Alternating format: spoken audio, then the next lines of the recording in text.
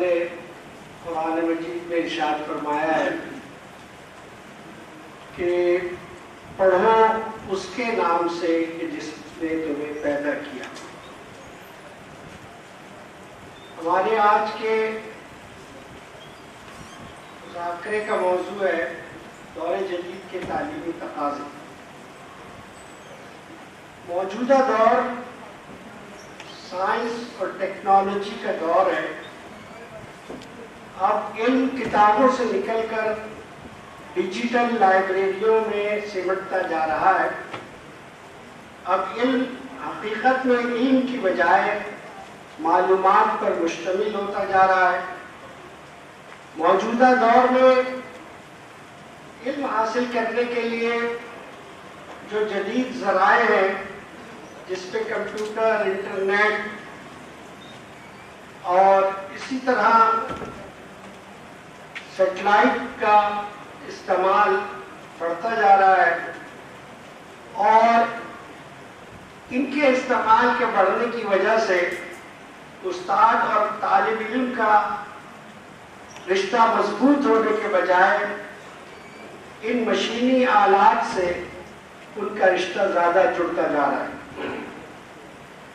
آج کے ترقی یافتہ دور میں مختلف طریقہ ہائے تعلیم رائج ہے. دنیا کے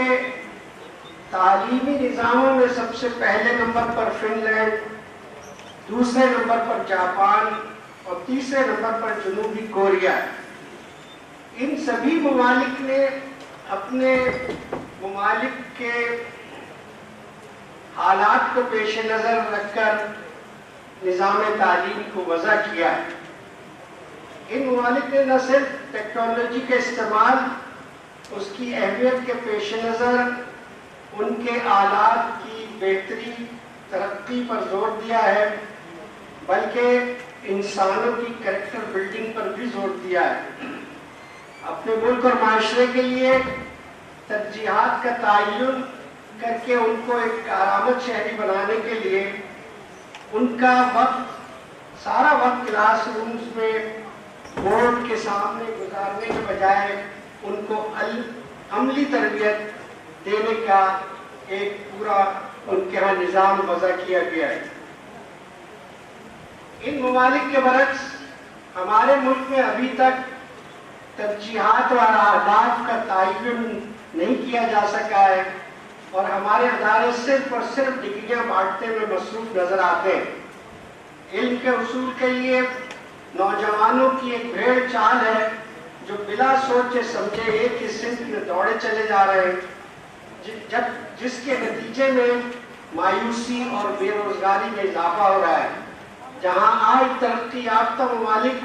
انجینئرنگ ٹیکنالوجی کے اعلیٰ معیارات قائم کر رہے ہیں، ہم آج بھی سوئی سے لے کر آٹو موبائل اور آئی ٹی کی تمام ضروریات انہی ملکوں سے حاصل کر رہے ہیں. ہم 200 ارب روپے لیپ ٹاپ کی تقسیم پہ تو خرچ کر رہے ہیں، لیکن اس کو اپنے ملک میں اس ٹیکنالوجی کو ڈیولپ کرنے کے لیے ہم نے کوئی کام نہیں کیا ہے. اس لیے ضرورت اس بات کی ہے کہ ہم اپنی ترجیحات اور اہداف کا تعین کر کے اسی کے مطابق اپنے تعلیمی اداروں کو استوار کیا جائے. میں سمجھتا ہوں کہ اس سلسلے میں مایوس ہونے کے بجائے ہمیں ماضی کے تجربے سے سبق حاصل کرنا چاہیے. جس طرح ہم نے ماضی میں من حیث القوم اس بات کا تہیہ کیا کہ ہمیں ایٹمی ٹیکنالوجی حاصل کرنی ہے، اور پوری قوم بشمول سول حکومت، بیوروکریسی اور فوجی بیوروکریسی نے اس کے حصول کے لیے یکجہتی کا مظاہرہ کیا اور ایک غیر متزلزل پالیسی پر عمل کیا، تو اللہ کے فضل سے ہم ایٹمی قوت بن گئے. آج بھی ایک مربوط اور قومی پالیسی بنا کر ہم اپنے تعلیمی اہداف کا تعین کر کے اس کی ضروریات کو پورا کر کے ہم ایک ترقی یافتہ قوم بن سکتے ہیں. ذات گرامی، جیسا کہ آج یہ سائنس اور ٹیکنالوجی اور ترقی کا دور ہے، اس میں جہاں میں نے ابھی پہلے ذکر کیا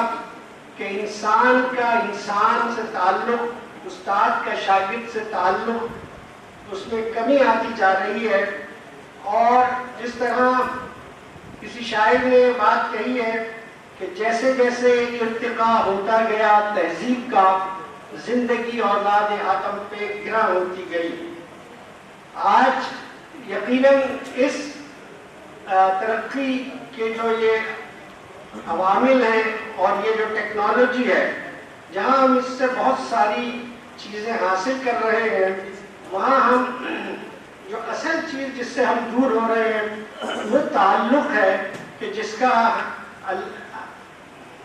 کا اللہ تعالیٰ کے نظام سے ایک تعلق ہمیں جس سے جوڑتا ہے اللہ تعالیٰ سے، اور اس تعلق کو مضبوط کیے بغیر کوئی بھی قوم ترقی نہیں کر سکتی. اور بالخصوص پاکستانی قوم کہ جس کا پاکستان کے حصول کا جس کا مقصد یہ تھا کہ اس میں ہم اللہ کے نظام کو رائج کریں گے. اگر ہم انسانوں کا تعلق، شاگردوں کا تعلق استادوں سے مضبوط نہیں کریں گے تو آج جس طریقے سے لاکھوں کروڑوں سال گزرنے کے باوجود اللہ تعالیٰ کی پیدا کردہ جبلت اور حواس خمسہ کی صلاحیتوں کو ہم آج تبدیل نہیں کر سکے ہیں، اسی طریقے سے ہم وہ معیار مطلوب حاصل نہیں کر سکتے. ان جدید طریقوں کا حصول ہمیں ضرور اختیار کرنا چاہیے، ان جدید طریقوں کو، لیکن ہمیں ایسی تعلیم کی بنیاد رکھنی چاہیے دور جدید میں جس میں انسانوں کا تعلق اللہ تعالیٰ سے قائم ہو. اور جب تک ایک عام انسان اور خصوصاً پاکستانی قوم اس نقطے پہ یکسو نہیں ہوگی کہ ہمیں اللہ تعالیٰ نے کس لیے پیدا کیا ہے، ہماری تخلیق کا مقصد کیا ہے، اور ہم یہ جو ذرائع ہیں اس مقصد کے حصول کے حاصل کرنے کے لیے تو ہمیں استعمال کرنا چاہیے. آج جس طرح پوری قوم اس ٹیکنالوجی کے دور میں ایک دوسرے سے سبقت لے جانے کے چکر میں ہم ایک دوسرے کے حقوق کی پامالی کا ذریعہ بن رہے ہیں، اور جس طریقے سے ہم یہ بات بھول گئے، ہم نے صرف انہی عوامل اور ذرائع کو اپنی ترقی اور خوشحالی کا ضامن سمجھ لیا ہے. ہمیں یہ بات جان لینی چاہیے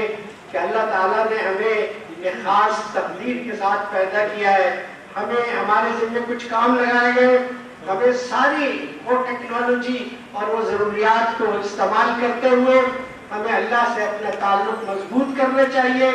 اور اسی کے مطابق ہمیں دور جدید میں ہمارے ملک کی پالیسی کو وضع کرنا چاہیے. اور جب تک ہم یہ بات نہیں کریں گے، ہم یہ کام نہیں کریں گے، تو ہم اسی طرح بغیر مربوط پالیسی کے ہم جس طریقے سے آج ایک پوری قوم، ایک بکھری ہوئی قوم نظر آتی ہے، اسی طرح آئندہ بھی ہمارا یہی حال ہوگا. اسی لیے ہمیں ضرورت اس بات کی ہے کہ ہم یکسو ہو کر جہاں دور جدید کے تقاضوں کو اختیار کریں، وہاں اللہ سے اپنے تعلق کو بھی مضبوط کریں، اور پوری قوم کو یہ بات بتائیں کہ ہمیں اللہ نے یہ ملک اس لیے دیا ہے کہ ہم اپنے تجربے اور روشنی کے نتیجے میں، کوششوں کے نتیجے میں اللہ کے دیے ہوئے نظام کو یہاں پر نافذ کر سکیں. اللہ تعالیٰ سے دعا ہے کہ ہم سب کو اس دور جدید کے تقاضوں کو پورا کرتے ہوئے اس ملک کی ترقی اور خوشحالی کے لیے اپنا کردار ادا کرنے کی توفیق عطا فرمائے. وآخر دعوانا ان الحمد للہ رب العالمین.